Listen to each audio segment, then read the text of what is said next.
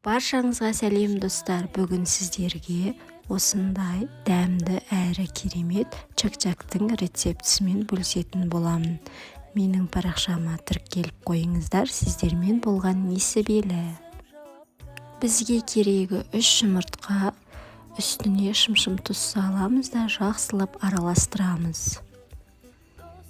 Достар, менің рецептіммен дайындап көріңіздер, өте дәмді. Үстіне ұнымызды бөліп саламыз, және разрыхитель қоссаңыз да болады. Оның орнына ас содасын қоссаңыз да болады.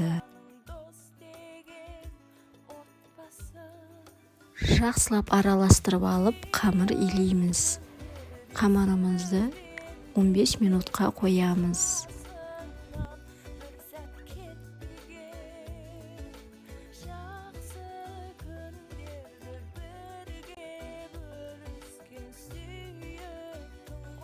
Қамырымызды біркелкі етіп жұқа қылып жаямыз, және оны кесеміз.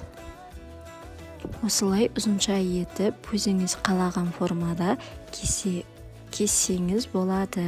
Майымызды қыздырып аламыз да, қамырымызды майға жақсылап сары түске енгенше тез-тезден қуырып аламыз. Достар, қамырымызды күйдіріп алмаймыз. Бұл 1 минутқа жетпей тез-тез піседі. Достар, енді табамызды қыздырамыз, үстіне күнжітімізді алып, екі жағын қызарғанша қуырып аламыз.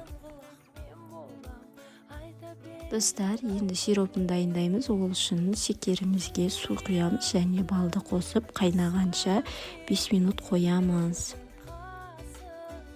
Енді қамырымыздың үстіне күнжітімізді және де сиропымызды құйып, жақсылап осындай пакетке қойып, ыдысқа салып қоясыз, егер формаңыз болмаса. Достар, менің чак-чагым дайын болды. Сіздермен болған несібелі. Сау болыңыздар.